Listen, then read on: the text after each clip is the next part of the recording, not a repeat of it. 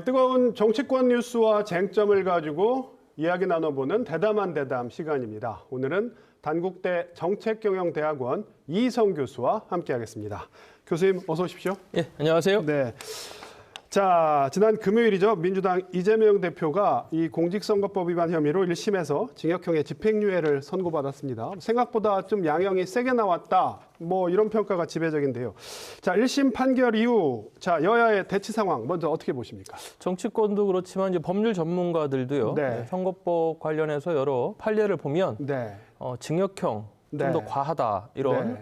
좀 판단이 있지만 어쨌든 이제 사법부의 판단이기 때문에 우리는 존중할 수밖에 없고요. 네. 그런 가운데 이제 민주당은 좀 당황스러운 네. 그런 어떤 분위기가 감지됩니다. 네. 그리고 일각에서는 승자 무죄, 네. 패자 유죄다. 그리고 무리한 기소와 무리한 판결이다. 네. 이런 어떤 목소리도 나와 있습니다. 네. 어쨌든 긴급하게 최고위원회를 소집을 하면서 네. 향후 대응책을 마련했습니다. 그 이후에 전체적으로 이재명 대표의 일극 체제를 좀 강화하면서 목소리를 내는 그러한 어떤 분위기로 가고 있고요. 이제 국민의힘 같은 경우는 이 네. 부분에 대해서 한동훈 대표가 이제 페이스북에 여러 글들을 올리면서 네. 이재명 대표의 어떤 판결에 대한 부분들을 이재명 대표는 수용할 것과 네. 그리고 그 부분에 대해서 책임론까지도 지금 불을 지피고 있는 그런 상황입니다. 네. 사실 중앙 정치권 못지않게 우리 지역 정치권의 반응도 극명하게 엇갈렸습니다. 제가 몇몇만 소개를 해드리면 김태흠 충남지사 같은 경우에 이 대표를 구하려는 민주당의 폐악질이 실패로 끝났다. 이런 식으로 올렸고요. 김재선 대전 중구청장 이재명 대표와 가까운 걸로 알려졌죠. 이런 사람은 생각과 의견을 허위사실로 단죄하는 상식과 정의를 배신하는 사법이었다. 이런 글들을 올리기로 했는데 충청권 의원들의 반응은 어떻게 보셨습니까? 중앙 정치권 인사들의 반응과 네. 별반 다르진 않습니다만 네. 이후에 이제 이전에도 김태흠 충남지사 같은 경우는 이제 중앙 정치에 대한 여러 네. 현안들에 대해서 목소리를 좀 계속 내셨기 때문에 그래왔죠. 예. SNS에 이런 글을 올린 것 같고요. 네. 그리고 이제 김태흠 지사는 이전에 이제 윤한 갈등에서도 네. 윤석열 대통령에 대한 어떤 편을 든다고 해야 될까요? 네. 이쪽에 이제 친윤 쪽으로의 스탠스를 좀 취하셨기 때문에 이 부분에 대해서 목소리를 좀 빠르게 내신 것 같고 네. 말씀하신 대로 이제 김재선 중구청장은 이제 친 이재명계로 우리가 분류를 했지 않습니까? 그렇게 분류가 되어 왔죠. 예, 그런 속에서 본인도 목소리를 낸 것 같습니다. 네. 아무튼 각 정당의 반응과 별반 다르지 않기 때문에요. 네. 이러한 부분들이 지역에서도 역시 그냥 이어지고 있는 그런 형세다 이렇게 네. 좀 분석할 수가 있겠습니다. 사실 1심 선고 이후에 국민의힘하고 민주당의 어떤 공수가 바뀌어 버렸어요. 네. 예. 자, 그렇게 지금 국민의힘 입장에서는 공세를 계속 이어가고 있는데 일주일 뒤에 이번엔 위증교사 사건 혐의 선고가 또 있습니다.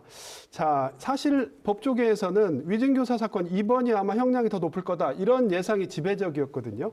자, 만약에 위증교사 사건 형량에 따라서 이재명 대표 정치 활동에도 상당한 타격이 예상이 되는데 이 부분 어떻게 보십니까? 이번 허위 사실 관련된 거는 양형이 지금 너무 높았기 때문에 말씀하신 대로 지금 25일 날 다음 주 월요일에 있는 그 위정교사 같은 경우는 좀 더 높은 형량이 나올 거라고 예상을 했어요. 무엇보다도 이제 관련자가 구속이 된 상태고 또 위증교사라는 거는 일종의 사법 체계를 좀 부정하는 그러한 좀 재질이 나쁜 범죄다 이런 얘기가 있지 않습니까? 그렇기 때문에 25일 날 지금 형량보다 좀 높은 형량이 나온다.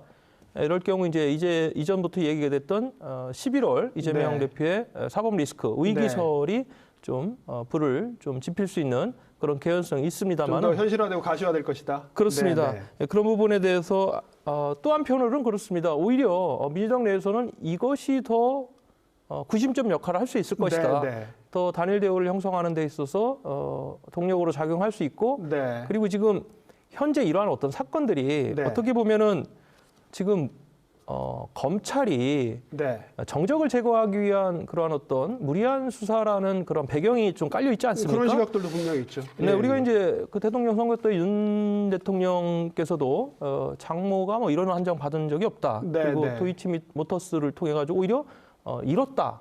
근데 이제 이러한 것들을 두 가지 사안을 놓고 볼 때는 형평성이라든가 공정성에 대해서 우리가 이제 일반 시민들의 눈높이에는 맞지 않기 때문에 이러한 어떤 11월 의기설이 두 사건을 통해서 좀 더 확대되어진다고 하더라도 결국은 국민들의 마음, 민생이 어떻게 민생에 대한 부분, 특히나 국민 여론, 지지율이 어떻게 움직이냐 이것이 가장 중요한 또 변수가 되리라 저는 생각이 듭니다. 네, 사실 뭐 선고 법정에서 결과가 뭐 1심으로 끝나는 건 아니고 뭐 재심에 뭐 마지막에 대법원까지 가봐야 아는 문제긴 한데 자 만약에 이재명 대표의 시간이 저문다면 차기 야당의 대권 주자 뭐 신삼김이라고 하잖아요. 그 중에서 충북 음성 출신 김동연 경기지사가 좀 눈에 많이 띄더라고요. 이쪽에서도 많이 회자가 되고 있고.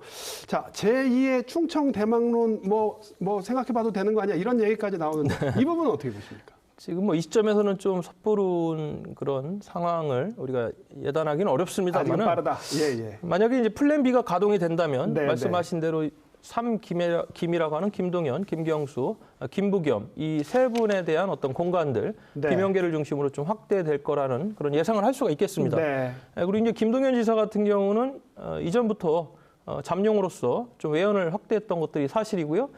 또 경기도의 여러 그 자리에 일종의 포석같이 비명계 그리고 친문계를 중용을 한 그런 상태이기 때문에 아무래도 이제 11월 의기설이 가시화된다. 이러면은 삼김 특히 김동연 지사의 행보라든가 운신의 폭 이런 것들은 좀 더 강화될 개연성은 있습니다.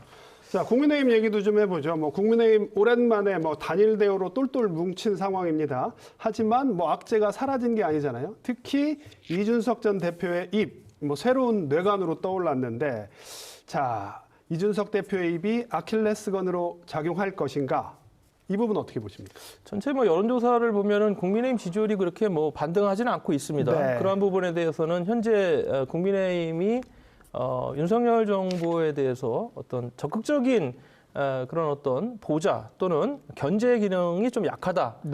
이런 이제 특별감찰관제를 통해 가지고 그걸 돌파해 보겠다. 그러나 이제 김건희 여사 특검이라는 게 굉장히 지금 부정적인 그런 여론에 중요한 역할을 하기 때문에 그거에 대해서 국민의힘으로서는 좀 운신의 폭이 좁죠.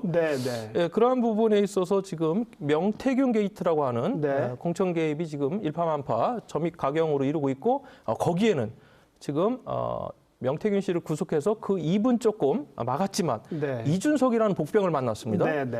그러한 부분이 지금 매일매일 뉴스로 특히나 이제 검찰에서 2만 장의 사진을 확보했다.